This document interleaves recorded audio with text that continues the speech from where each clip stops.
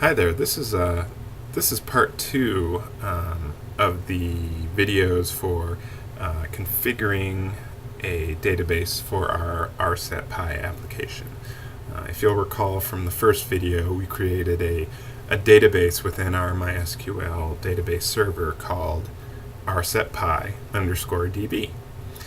Today, in this video, we're going to create a user that can access that database. In other words, it's going to be a user that our application is going to use to log into the database server to talk to the RSetPy_DB database. Don't get this user confused with like a Windows login user. This is just for the MySQL database server. So we're going to have to create this user, and to do that, we're going to open MySQL Workbench. So we'll go to the Start menu again, type Workbench in the search box here, and it pops up, so I'll click Enter. Okay, this is a familiar interface, of course, from the previous video.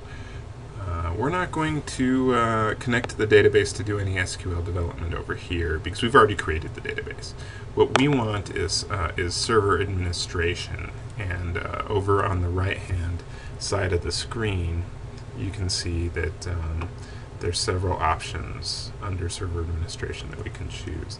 And I'm going to choose Manage Security. So I'm going to click on that option. It's going to ask me for my root password, my root user password. I hope you remember your root user password. Okay, I entered my password. Okay, great. Now this user interface is here. That'll let us create a new MySQL user. Okay, so there's a user accounts list. Kind of right to the left, not quite all the way to the left, but under this Server Access Management tab. We're going to want to add a user to this list. So I'm going to go to the very bottom of the screen under the user accounts and click the button Add Account. That's going to give us several text fields that we'll use to configure the new user. So for the login name, I'm going to keep things consistent. So I'm going to call the user RSetPy_user. The text box, or the text field right underneath that one that says limit connectivity to hosts and matching. We're doing all our work on one machine, and the RSetPy application is going to run on the same exact machine as the database server is running. So we're just going to enter localhost, which just says it's this machine. So we're going to enter localhost, and that's all done. And now we're going to add a password for this new user. This is just for demonstration purposes, but you can add whatever password you want, but I'm going to add, just as an example, RSetPy_pass. And then I'll type it again to confirm. And then once that's done, I will go down to the lower right-hand side of the screen and click Apply. Great. So now the RSetPy_user has been added to the users in the database. But now we want to let that user be able to talk to the RSetPy_DB database. And for that, we're going to have to choose the Schema Privileges tab. So we'll click on that. And right over here, kind of on the left, we see that there's a bunch of users, well, just three really. And well, right there's RSetPy_user, the one we just created. So I'll go ahead and click on that.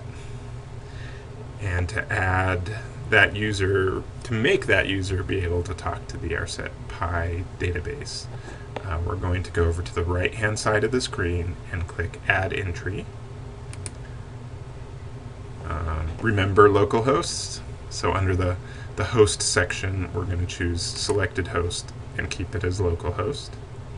And since we want to talk to only the rsetpi_db database, under the schema section, we're going to choose selected schema and then highlight rsetpi_db and click OK.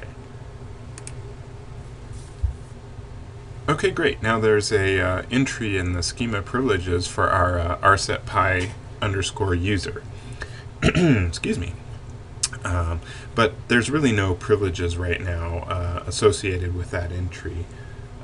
So in order to add privileges so that the rsetpi_user can actually do things to the rsetpi_db, we're going to go to the very bottom of this Schema Privileges tab where there's a Select All button. And we're going to go ahead and click that button. And you'll notice that these checkboxes right here where my mouse is circling, they all became checked. Those are all the privileges that you can associate with an entry. And then up here in the privileges column, it went from none to all the privileges that were down here as checkboxes. So now rsetpi_user can perform all of those actions on the rsetpi_db. So when the rsetpi application uses the user account to access the database, it pretty much can create and delete tables and add data or remove data or whatever it needs to do. So we're pretty much set up there to finish off the user creation and the assigning of privileges. We'll go ahead and click Save Changes down here, and that should do it. We should now have a user account within the MySQL database server that can talk to the rsetpi_db database that we created in the previous video. So with that, we can just go ahead and close the workbench, and that'll be it. Thanks.